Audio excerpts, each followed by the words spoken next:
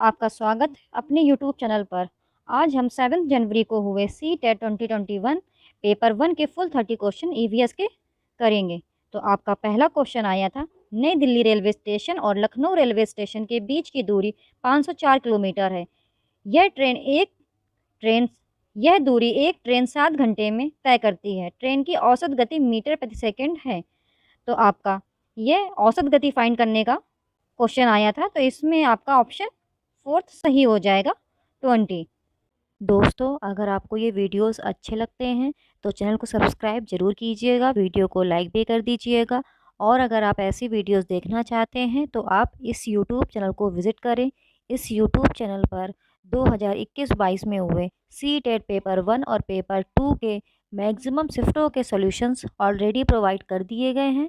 आप इस YouTube channel को विज़िट करें और सभी शिफ्टों के सॉल्यूशंस देख लीजिए। आपका सेकंड क्वेश्चन आया था, एक्स एक बच्चा वाई पर स्थित अपने दोस्त के साथ खेलना चाहता है। इसके लिए वह ओ पर पहुंचने के लिए पहले 40 मीटर दक्षिण की ओर जाती है। इसके बाद वह नियत पूर्व की ओर जाती है और 30 मीटर की दूरी तय करने के बाद वाई पर पहुंचती है। वाई से एक्स की दूरी और वाई के संदर्भ में एक्स की दिशा क्रमशः है। तो यह आपका दिशा संबंधित क्वेश्चन आया था। तो इसमें आपका पहला ऑप्शन सही हो जाएगा, 50 मीटर उत्तर पश्चिम। आपका थर्ड क्वेश्चन आया था, select from the following the true statements about sloth. Sloth के बारे में करेक्ट स्टेटमेंट आपको बतानी थी। तो आपका थर्ड का ऑप्शन सही हो जाएगा। तीसरा, स्लॉथ लगभग 40 साल तक जीवित रहते हैं और उस समय में वे लगभग 8 पेड़ों को हिला सकते हैं। Sloth live for about 40 years and in that time they can move around 8 trees. आपका फोर्थ क्वेश्चन आया था, excess cutting of forest can lead to the following possibilities. वनों की अधिक कटाई से निम्नलिखित संभावनाएं पैदा हो सकती हैं। तो आपका फोर्थ का ऑप्शन फोर्थ सही हो जाएगा, बी और सी। बारिश के पानी का रिसाव कम हो जाएगा। बारिश का बहना पानी मिट्टी को बहा ले जाएगा। आपका फिफ्थ क्वेश्चन आया था, कक्षा 5वीं की पाठ्यपुस्तक में छपे गोलकुंडा जिले के नक्शे पर 1 सेंटीमीटर दूरी जमीन पर 110 मीटर की दूरी के बराबर है। फतेह दरवाजा से पत्तनचेरू दरवाजा की दूरी 15.4 सेंटीमीटर है। धरातल पर दोनों के बीच की न्यूनतम दूरी होगी। तो आपके पाँचवें का ऑप्शन तीसरा सही हो जाएगा, 1.694 किलोमीटर। आपका सिक्स्थ क्वेश्चन आया था, the 3 neighboring state surrounding Mizoram are. Mizoram के आसपास के 3 पड़ोसी राज्य हैं। तो सिक्स्थ का ऑप्शन आपका फोर्थ सही हो जाएगा, त्रिपुरा, आसाम, मणिपुर। आपका सेवेंथ क्वेश्चन आया था, भारत के निम्नलिखित में से किस राज्य केंद्र शासित प्रदेश में पहाड़ियों पर वन ग्राम परिषद एक विशेष बैठक आयोजित करती है और लॉटरी के माध्यम से तय करती है कि किस परिवार को उस वर्ष खेती के लिए कितनी ज़मीन मिलेगी। तो आपका सेवेंथ का ऑप्शन दूसरा सही हो जाएगा, मिजोरम। आपका एट्थ क्वेश्चन आया था, mount Everest is a part of. तो आपका एट्थ का ऑप्शन सही हो जाएगा, दूसरा, नेपाल। वैसे मैं आपको बता दूं, आपका माउंट एवरेस्ट नेपाल और तिब्बत के बीच में है, बट इसमें आपका जो ऑप्शन सही दिया गया था वो है था नेपाल, इसलिए मैंने नेपाल सही कराया। आपका नाइन्थ क्वेश्चन आया था, निम्नलिखित में से एक प्रतिवर्ती परिवर्तन की पहचान करें। तो आपका नाइन्थ का ऑप्शन सही हो जाएगा, दूसरा, पिघला हुआ मोम तैयार करना। आपका 10th क्वेश्चन आया था, विभिन्न वृक्षों पौधों में पाई जाने वाली जड़ों की निम्नलिखित विशेषताओं पर विचार कीजिए। तो आपका 10th का ऑप्शन पहला सही हो जाएगा, ए, सी और ई। पेड़ की लटकी हुई शाखाओं की तरह दिखते हैं लेकिन वास्तव में इसकी जड़ें हैं। स्तंभों की तरह पेड़ को मजबूत सहारा प्रदान करने वाली जड़ें, लटकती शाखाएं बढ़ती हैं और जमीन के नीचे गहराई तक पहुंचती हैं।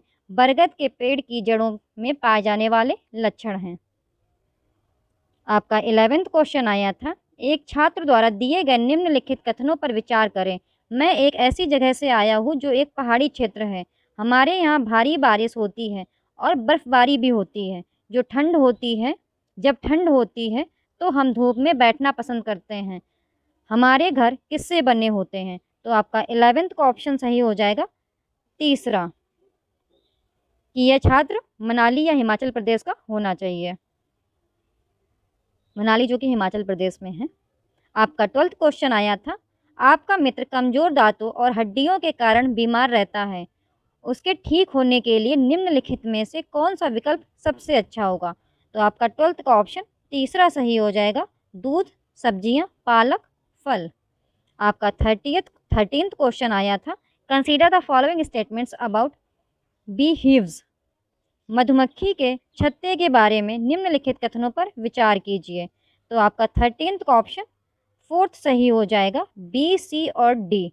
छत्ते में केवल कुछ नर होते हैं। छत्ते में अधिकांश मधुमक्खियां श्रमिक मधुमक्खियां होती हैं जो शहद के लिए फूलों से अमृत इकट्ठा करती हैं। कार्यकर्ता मधुमक्खियों के बिना ना तो छत्ता होगा ना ही कोई अमृत संग्रह। आपका 14th क्वेश्चन आया था, निम्नलिखित में से उन विशेषताओं को चुनिए जो नीचे दिए गए सभी जानवरों में पाई जाती है।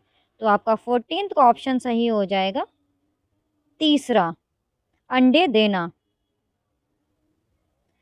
आपका 15th क्वेश्चन आया था, consider the following statements about earthworms. केचुआ के बारे में निम्नलिखित कथनों पर विचार करें। तो आपका 15th का ऑप्शन सही हो जाएगा तीसरा, ए, बी और सी। वे मिट्टी को नरम करते हैं क्योंकि वे सुरंग बनाने के लिए नीचे खुदाई करते रहते हैं। आपका 15th का ऑप्शन सही हो जाएगा तीसरा, ए, बी और सी। वे मिट्टी को नरम करते हैं क्योंकि वे सुरंग बनाने के लिए नीचे खुदाई करते रहते हैं। वे मृत पत्तियों और पौधों को खाते हैं और उनकी बूंदें मिट्टी में खाद डालती हैं। वे कचरे को खाद में बदल देते हैं। आपका 16th क्वेश्चन आया था, the child centered nature of environmental studies at primary level is due to. प्राथमिक स्तर पर पर्यावरण अध्ययन की बाल केंद्रित प्रकृति का कारण है।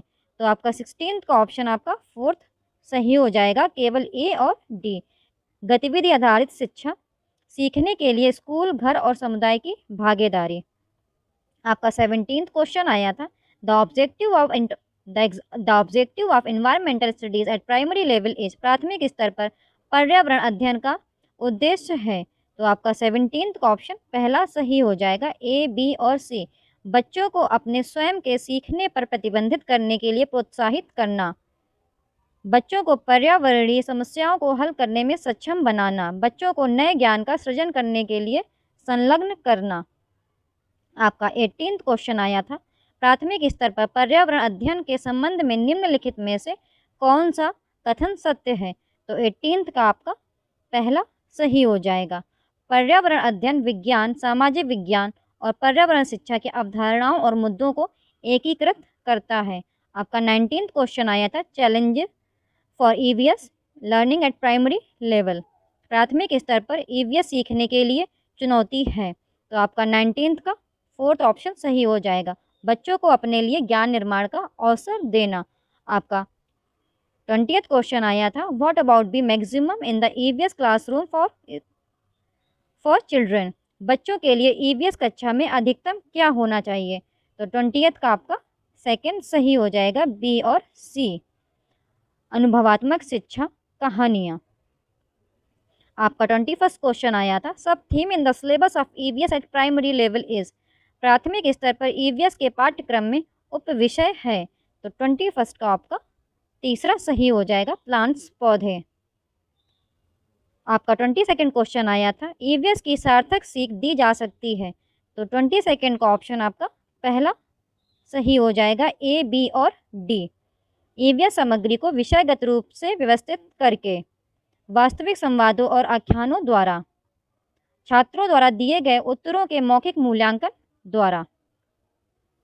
आपका 23rd क्वेश्चन आया था, ईवीएस के संबंध में प्रासंगिकता का मतलब है।